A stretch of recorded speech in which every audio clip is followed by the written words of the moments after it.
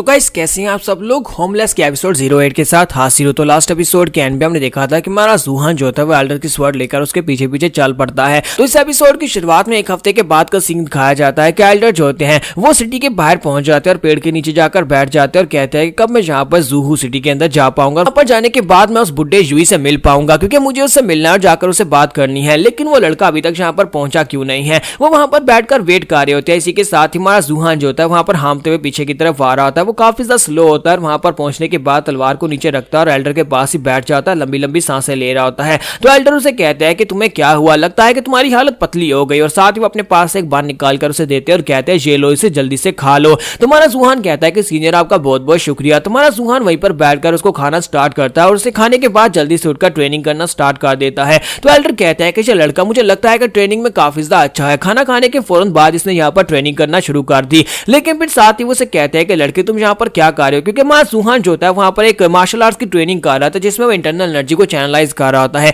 लेकिन वो special technique जो होती है वो शूरा क्लैन की स्पेशल टेक्निक होती है। तो एल्डर उसे कहते हैं कि लड़के तुम्हें नहीं लगता कि शूरा क्लैन की शूरा क्लैन की ये स्पेशल टेक्निक जो है शूरा टेक्निक, इसको तुम्हें मास्टर नहीं करना चाहिए। ये टेक्निक जो है जितनी ज्यादा तुम्हारे ओपोनेंट को नुकसान पहुंचाती है उतनी यहाँ पर यूजर को भी नुकसान पहुंचाती है। तो ये बात सुनने के बाद जूहान कहता है कि सीनियर आप इसकी बात का क्या मतलब है। तो एल्डर उसे कहता है क्या तुम्हें पता है कि यहाँ पर कल्टीवेशन मेथड्स दो तरह के होते हैं। एक कल्टीवेशन मेथड होता है जो स्लोली ग्रोथ करता है, जिसकी मदद से आप अपनी कल्टीवेशन को बहुत ही स्लोली आगे बढ़ा सकते हैं। लेकिन वो कल्टीवेशन मेथड जो होते हैं एंड के ऊपर जाकर आपको पीक पर पहुंचाता है जिससे आप स्ट्रांग बन सकते हैं। लेकिन कुछ कल्टीवेशन मेथड ऐसे होते हैं जैसे कि हेल्शूरा क्लैन का ये वाला कल्टीवेशन मेथड है जो तुमने मास्टर किया हुआ है, अशूरा टेक्निक। अशूरा टेक्निक जो है जो तुम्हें बहुत ज्यादा रैपिड ग्रोथ देती है। स्टार्टिंग में यहाँ पर तुम्हें बहुत ज्यादा स्ट्रेंथ देती है, तुम्हारी बॉडी को स्ट्रॉन्गर बनाती है। लेकिन असल में ये टेक्निक जो होती है ये डिमोनिक टेक्निक्स होती है, डिमोनिक एनर्जी को गैदर करते हैं। तुम्हारी बॉडी के अंदर जितनी डिमोनिक एनर्जीज होंगी उन सभी को गैदर करने के बाद से चैनलाइज किया जाता है, जिसकी वजह से ये इंसान को नुकसान पहुंचाती है जो इंसान यहाँ पर इसको मास्टर करने की कोशिश करता है। एंड के ऊपर इसकी डिमोनिक बैकलैश इतनी ज्यादा खतरनाक होने वाली है कि अगर तुम इसको यहाँ पर फुल एक्सटेंड के ऊपर यूज करने की कोशिश करोगे तो तुम खुद इस टेक्निक की वजह से मारे जाओगे। तो हेल्शूरा क्लैन के लोग जो है वो इस टेक्निक को बचपन में बच्चों को सिखा देते हैं, जिनको पकड़ कर लाते हैं अपने गूलिंग ट्रायल के लिए। और उन सभी को यहाँ पर टेक्निक दी जाती है ताकि उन सभी की बॉडी के अंदर डिमोनिक एनर्जी को चैनलाइज किया जा सके।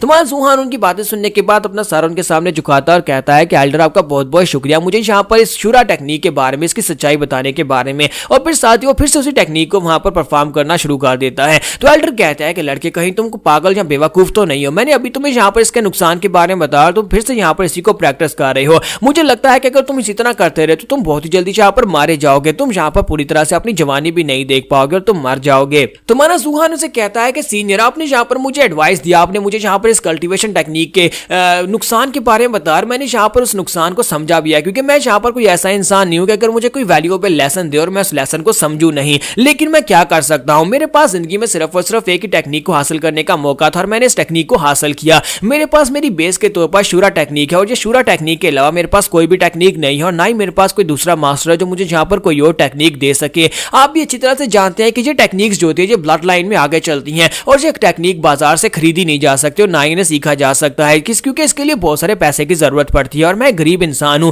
मेरे पास यहाँ पर वो टेक्निक्स लेने के लिए कोई भी चांस नहीं है। इसी वजह से मैं इसी टेक्निक के साथ ही आगे बढ़ूंगा। ये टेक्निक मुझे जहां पर लेकर जाएगी मैं इसके साथ वहां पर ही आगे बढ़ूंगा। तो एल्डर उसे कहते हैं कि लड़के मुझे लगता है कि तुम्हें यहाँ पर टेक्निक्स के बारे में कुछ भी नहीं पता। एक टेक्निक क्या होती है, ऐसा नहीं है कि एक टेक्निक जो है सिर्फ और सिर्फ फैमिली की ब्लड लाइन के साथ ही आगे बढ़ती है या फिर यहाँ पर तुम्हें बाजार से खरीदने में बहुत ज्यादा दिक्कत होने वाली है। टेक्निक्स जो होते हैं वो वॉरियर्स खुद भी बना सकते हैं। एक ऐसी टेक्निक जो है ये टेक्निक वॉरियर की अपनी होती है कि वो कोई भी टेक्निक को खुद बना सकता है, उसको खुद डिजाइन कर सकता है। लेकिन जिस टेक्निक को तुम यहाँ पर मास्टर करने की कोशिश कर रहे हो, मुझे लगता है कि जब तुम यहाँ पर डैंजन लेवल से आगे पहुंचोगे उसके बाद तुम्हारी कल्टीवेशन लेवल स्लो होना शुरू हो जाएगी और अशूरा से टेक्निक जो अशूरा टेक्निक है ये तुम्हें बहुत ज्यादा कमजोर कर देगी, जिसकी वजह से तुम एक वॉरियर का मुकाबला भी नहीं कर पाओगे। ऊपर से तुम्हारा एक बाजू भी कट चुका है, तुम प्रॉपर्ली एक स्वॉर्ड भी नहीं पकड़ सकते, तुम बिल्कुल एक मछली की तरह जो कि अपने पॉन्ड से बाहर गिर चुकी है। तो हमारा जूहान उनसे कहता है कि एल्डर आपने बिल्कुल ठीक कहा, मैं यहाँ पर बिन पानी की एक मछली की तरह ही हूँ क्योंकि मेरी हालत काफी ज्यादा खराब है। लेकिन मैं यहाँ पर इस तरह से बुरी मौत मरने से तो अच्छा है कि एक हीरो की मौत मरूं। मैं यहाँ पर इस कल्टीवेशन टेक्निक के साथ किसी से फाइट करते हुए मरना चाहता हूँ। अगर यहाँ पर आप और पूरी दुनिया मुझे यहाँ पर पागल ही क्यों ना कह दे, लेकिन मैं अपने आप को स्ट्रॉन्ग बना रहा हूँ, चाहे शूरा टेक्निक के साथ ही क्यों ना बनाऊं, क्योंकि मैं यहाँ पर उन सभी को ढूंढ ढूंढ कर मारूंगा।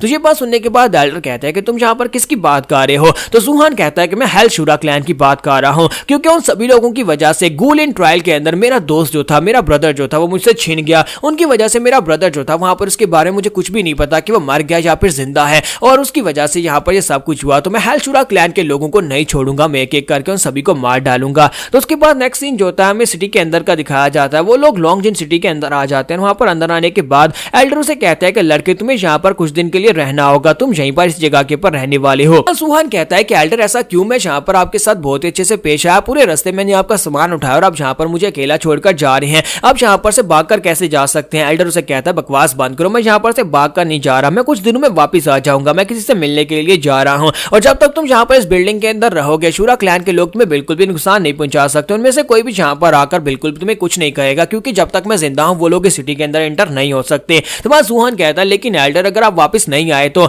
एल्डर कहता है कि बेवकूफ बच्चे, तुम्हें लगता है कि मैं यहाँ पर तुम्हें धोखा देकर चला जाऊंगा, मैंने तुमसे वादा किया ना कि तुम मेरे साथ रह सकते हो, तो फिर मैं यहाँ पर तुम्हें छोड़कर कैसे जा सकता हूँ। तो इसी के साथ ही वो अपनी बिल्ली उसे दे देते हैं और कहते हैं कि ये लो मेरी कैट अपने पास रखो, मैं हमेशा अपनी कैट को अपने साथ रखता हूँ, अब जबकि कैट तुम्हारे पास है इसका मतलब यह है कि मैं यहाँ पर से भागकर नहीं जाऊंगा, मैं इसके लिए तो वापस जरूर आऊंगा। तो वहां सुहान उसकी कैट को पकड़ लेता है और कैट वहां पर से भागने की कोशिश कर रही होती है, लेकिन वहां सुहान उसे कस के पकड़ लेता है और साथ ही हंसते हुए कहता है सीनियर अब मुझे कोई परेशानी नहीं है, आप चाहे यहाँ पर 2 साल लगाकर वापस आ जाना, मैं यहीं पर रुककर आपका इंतजार करूंगा। एल्डर के वहां पर से रूम से चले जाने के बाद हमारा सुहान जो होता है वो कैटी को वहीं पर उतारता है और उसे कहता है कि अब तुम यहीं पर बैठो, मैं क्योंकि काफी दिनों से नहाया नहीं हूं तो मैं जाकर अपने लिए पानी का बंदोबस्त करता हूं ताकि नहा कर आता हूं, तुम यहाँ पर से कहीं पर मत जाना, यहीं पर बैठकर आराम करो। और इसी के साथ हमारा सुहान जो होता है वो शावर लेने के लिए अंदर चला जाता है। जब वो पानी लेकर उसके लिए भी आता है कि उसे भी वहां पर नहला दे, और उसे कहता है कि मैं तुम्हारे लिए भी वाटर लेकर आया हूं, चलो जल्दी से आ जाओ और आकर नहाओ। लेकिन अंदर आने के बाद से वहां पर से बहुत सारी डिमोनिक एनर्जी महसूस होती है। तो वो कहता है कि यहाँ पर ये क्या हो रहा है, मुझे यहाँ पर अचानक से डिमोनिक एनर्जी क्यों महसूस हो रही है। मास्टर ने कहा था कि हेलशूरा क्लैन के लोग इस सिटी के अंदर नहीं आ सकते, तो फिर यहाँ पर एनर्जी कहां से आई।